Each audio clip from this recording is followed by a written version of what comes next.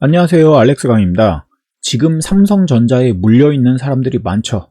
아니면 삼성전자를 저점에서 매수했더라도 지금 팔아야 하나 아니면 지금 더 사야 하나 이렇게 고민하는 분들도 있을 것 같고요.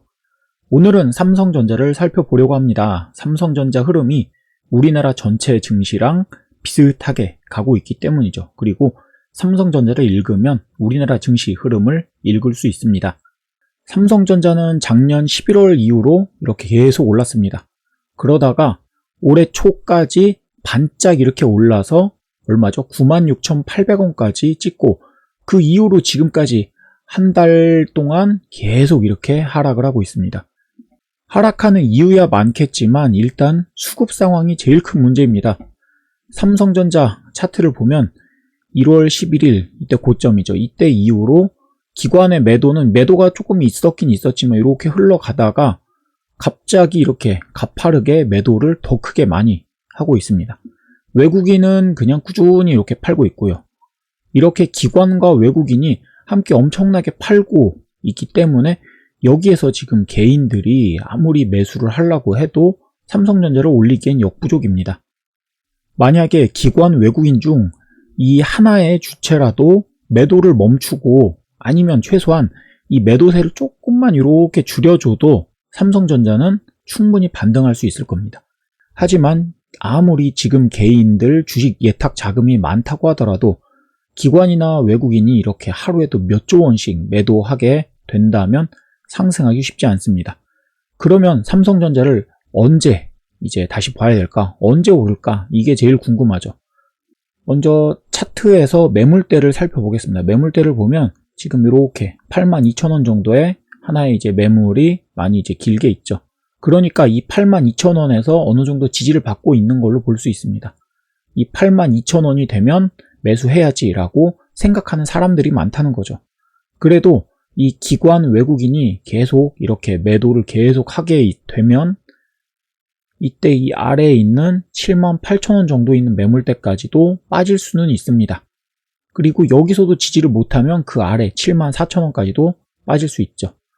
이때 만약에 96,000원, 9만원 이상에서 이렇게 매수한 사람들이라면 이렇게 7만원대까지 빠지면 상당히 버티기가 힘들 겁니다. 그래도 어쨌거나 아무튼 지금은 82,000원 선 여기에서 지금 지지를 이렇게 받고 있기 때문에 버티고 있는 거죠. 그러면 이 주가가 언제 오를까? 주가의 미래는 알 수 없죠. 그래서 그때그때 뭔가 시그널, 상황을 보면서 대응해야 합니다. 일단 삼성전자에 대해서 기관이나 외국인이 순매수로 돌아서거나 뭐 하나의 주체라도 그렇게 잡혀주면 긍정적이죠. 뭐 기관이나 외국인 계속 하나는 팔더라도 외국인이 갑자기 이제 매수로 돌아선다든지 아니면 기관이 갑자기 매수로 돌아선다 하면 여기에서 이제 반등이 이렇게 다시 시작이 될 수 있을 겁니다. 하지만 지금처럼 이렇게 기관 외국인이 쌍끌이로 매도를 한다? 그러면 쉽지 않죠. 그리고 뭐 차트 상으로도 반등의 그 시그널을 잡을 수는 있는데 이건 그때그때 다르기 때문에 지금 그리고 주가가 최고점, 전고점을 뚫고 제일 이제 높이까지 상승한 이런 상황이기 때문에 그때그때 다릅니다. 그래서 이런 보조지표, 예를 들어 뭐 MACD라든지 스토캐스틱 이런 보조지표들을 통해서 반등을 잡기에는 조금 힘든 부분이 있습니다. 이뿐만 아니라 이 캔들의 흐름만으로도 반등을 잡을 수 있기 때문에 그 반등의 감이라는 게 다를 수 있어요. 그래서 아직은 반등으로 보기는 힘들지만 조만간 반등이 나올 수도 있을 것 같다. 그래서 이 삼성전자를 계속 지켜보고 있는 겁니다. 그러면 이 삼성전자의 반등이 언제쯤 나올까? 그 시기는 모르지만 일단 반등의 그 호재는 어느 정도 마련이 되고 있어요. 먼저 삼성전자가 대규모 반도체 시설 투자를 진행 중입니다. 특히 텍사스 오스틴에 19조 원 정도 규모로 파운드리 공장을 증설하고 있는데 이 과정에서 미국의 지방정부랑 세제 혜택을 논의 중이라고 합니다. 만약에 또 이게 어느 정도 성과가 달성이 된다면 그러니까 세금을 크게 깎을 수 있다면 이거 하나만으로도 호재가 될 수 있겠죠. 그게 고스란히 삼성전자의 수익으로 잡힐 테니까 말입니다. 그리고 공장을 증설한다는 거 이거 자체가 그만큼 수요가 있기 때문에 증설을 하는 거죠. 증설한 만큼 그만큼 더 많이 팔 수 있기 때문에 증설하는 겁니다. 미국의 파운드리 반도체 공장을 증설한다면 대만 TSMC를 따라잡는 것도 가능할 수 있을지도 모릅니다. 최근에 자동차용 반도체가 부족하다는 뉴스가 있었죠. 이 뉴스를 보면 사람들이 생각을 합니다. 반도체니까 이것도 삼성전자가 만들면 세계 반도체 시장을 다 먹어버리겠네. 삼성전자가 자동차 반도체도 만들어라. 막 이러면서 생각을 막 하겠죠. 우리나라 삼성전자 1등 막 그러면서. 그런데 사실 삼성전자는 자동차 반도체에는 별로 관심이 없습니다. 왜냐하면 돈이 별로 안 되기 때문이죠. 이건 대기업이 골목 상권에 진출하는 것 같은 그런 상황이죠. 돈이 별로 안 되는 곳은 그냥 뭐 지방의 그 골목 조그만 너네들이 하고 나는 이제 큰 데서 이렇게 놀겠다 그런 거죠. 아무튼 돈 안 되는 거는 안 하는 그런 삼성전자가 미국에서 대규모 파운드리 공장 증설을 추진하고 있다는 건 그만큼 추가 수익에 대한 확신이 있기 때문일 겁니다.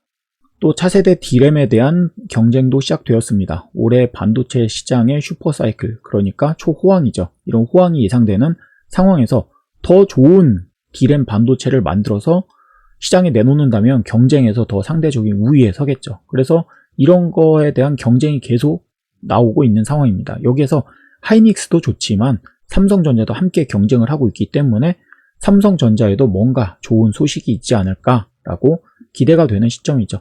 참고로 삼성전자 이외에도 반도체 관련 장비, 전공정 관련 종목으로는 원익 IPS, 테스, PSK 이런 종목들도 있는데 함께 살펴보시면 좋을 것 같습니다.